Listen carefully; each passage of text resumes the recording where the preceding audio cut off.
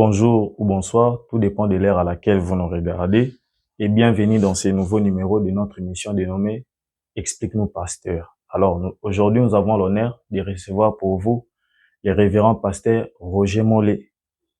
Pasteur, notre émission sera centrée sur votre nouveau livre qui sera publié très prochainement, intitulé Lazare de Jésus. Alors, notre première question est celle de savoir, dans votre premier ouvrage, vous avez présenté Lazare comme l'ami de Jésus.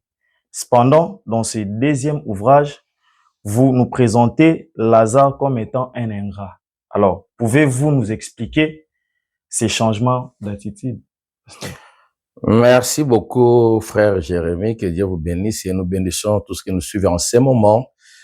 Et une très belle question. Effectivement, dans notre premier ouvrage intitulé Lazare, ami de Jésus, nous avions parlé de Jésus comme ami de Lazare, chose que je n'ai pas inventée parce que c'est dans la Bible. Dans Jean chapitre 11, vous trouverez cela est écrit. Alors, ce qu'il faut retenir de prime abord, c'est que les relations qui ont il y entre Jésus et Lazare sont des relations d'amis. Lazare n'est pas ou n'a pas été le disciple de Jésus. Bon, s'il faut parler en termes de disciple dans le sens péjoratif du mot, mais pas dans le sens direct, c'est-à-dire que Lazare fut l'ami à Jésus. Lui-même le déclare. Même quand les deux sœurs ont envoyé le missaire auprès de Jésus pour l'apprendre de la maladie, l'état de la maladie de son ami, il dit que ton ami que tu aimes beaucoup. Donc là, il c'était contestable que Lazare, c'est un ami à Jésus. Donc on n'a pas à spéculer, à dire quoi que ce soit là-dessus. Mais qu'est-ce qu'il y a maintenant dans notre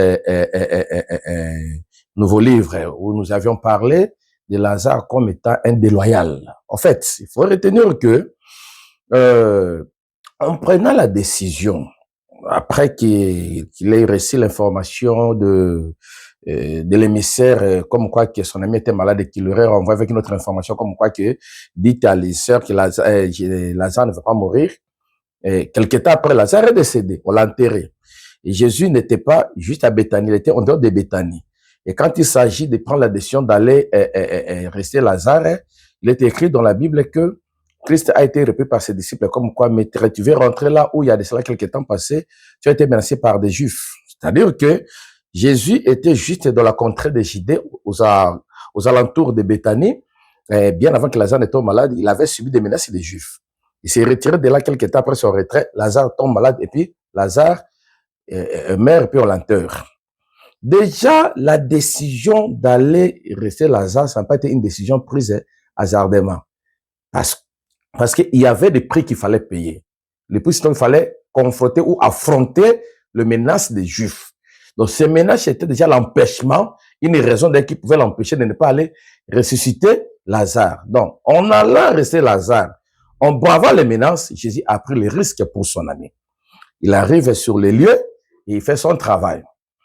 Maintenant, 4 semaines après, il s'est avéré que Jésus a été confronté presque au même problème. Donc, il a été accusé, jugé, condamné, tué et enterré.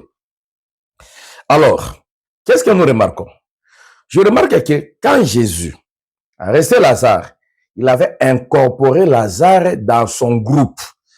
La Bible dit que après sa résurrection, Jésus est sorti, a fait une sortie, il était avec Lazare et écoutez, il a connu un succès terrible. Il a partagé le succès avec Jésus.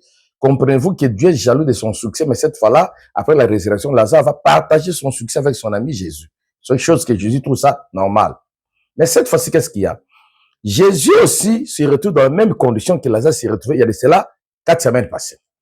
Avant d'évoluer, vous devez savoir, Jérémie, c'est que parmi les choses qui ont milité, qui ont accéléré l'arrêt et la condamnation de Jésus, c'était aussi le fait de la résurrection de Lazare. Donc, l'acte de la résurrection de Lazare, c'était parmi des crimes. Bien sûr, ça n'a pas été dit clairement, mais ça a été parmi des causes des raisons qui ont poussé les Juifs à chercher et à condamner Jésus. Donc, il n'aurait pas fallu que Jésus ressuscite Lazare. Ouais. On restait à Lazare, non seulement qu'il a pris les risques, mais cette résurrection a valu à Jésus une arrestation et une condamnation. Mais qu'est-ce que nous remarquons? On est venu prendre Jésus par des soldats, et tous les amis étaient là. Il y avait Pierre, il y avait les autres qui l'ont accompagné. Souvenez-vous de la nuit, nous, le coq va chanter 3 fois, ce qui démontre que Pierre était toujours aux alentours. Sur la croix de Jésus, j'ai vu un peu prendre les événements comme ça. Nous voyons beaucoup d'autres disciples. La Bible en parle, non? Non seulement Marie, sa mère, et puis d'autres disciples, ils étaient là. Mais que cela soit dans la nuit de la condamnation, on ne retrouve pas Lazare. Sur la croix, Golgotha, lieu d'exécution, on ne voit pas Lazare. Même 3 jours après, les femmes sont allées voir le tombeau de Jésus. Lazare n'est pas là-bas.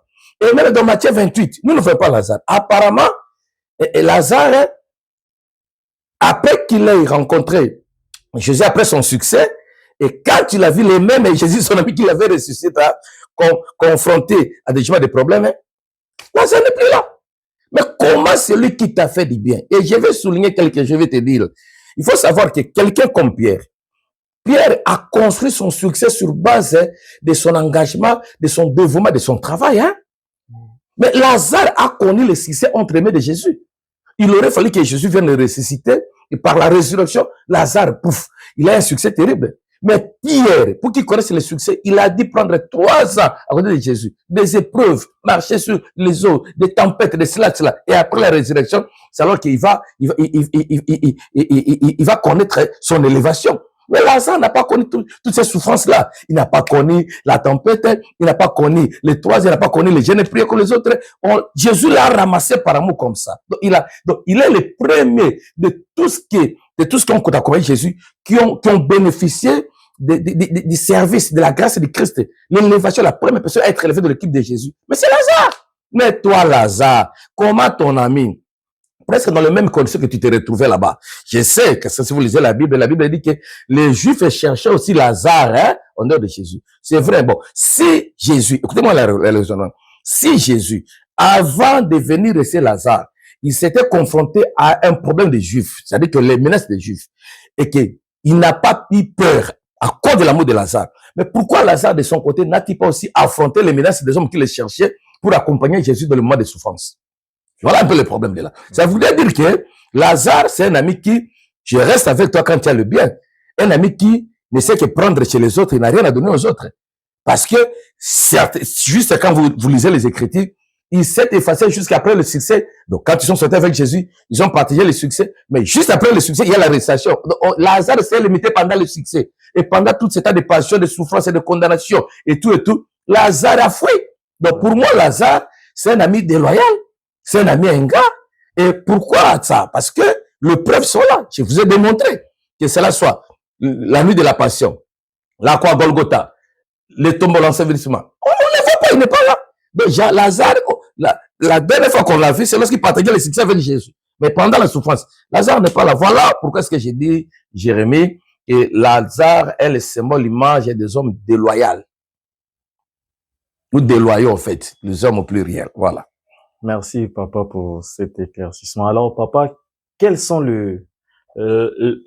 leçons spirituelles ou pratiques pouvons-nous tirer de ces deuxièmes enseignements sur Lazare? Effectivement, il ne faudrait pas voir dans Lazare en tant qu'individu. Il faut voir dans Lazare l'esprit qui anime les gens, l'esprit qui accompagne les gens. Malheureusement, ouais. C'est-à-dire que ici, je suis en train de m'adresser à ceux qui aiment l'autre et quand il a des biens à retirer, à soutirer chez l'autre. Et pendant des souffrances, on ne le voit pas. On est amis pour que nous partagions tous les moments. Nous devons partager les bons moments ainsi que les moments difficiles, n'est-ce pas? Ah oui. Quand il s'agit simplement de partager des bons moments, quand je viens chez toi, c'est parce que tu es en bonne santé, c'est parce que tu as l'argent, c'est parce que je reçois de toi quelque chose. Et après cela, c'est la trahison. C'est pas bon. Un enfant de Dieu né de nouveau, un enfant de Dieu, un enfant, quelqu'un qui a réussi, qui a Christ dans sa vie, doit apprendre que si Dieu, tu connectes avec quelqu'un, qui doit rester avec celui-là, que cela soit dans le bon ou dans le mauvais moment. Jésus avait aussi besoin de voir Lazare à côté de Pierre. Imaginez-vous. Pierre qui n'a rien bénéficié au premier plan, dans le premier épisode, avant la résurrection, du succès de Jésus directement. Lazare qui en a bénéficié, Lazare n'est pas là. Voyez un peu le problème. Alors que moi, je crois que si on posait la question à Jésus, il fallait voir qui parmi les gens qui devaient accompagner pendant ce temps de souffrance, il allait dire premièrement Lazare. Mais malheureusement, Lazare, c'est un ami qui ne se limite que dans les bons et dans les biens. Donc, nous conseillons aux amis la loyauté, la fidélité dans nos relations. Voilà un peu ce que nous pouvons dire. et que Dieu vous bénisse. Merci, papa, pour cet enseignement. Alors, nous retenons que l'ingratitude n'est jamais une bonne chose. Merci de votre fidélité et à très bientôt.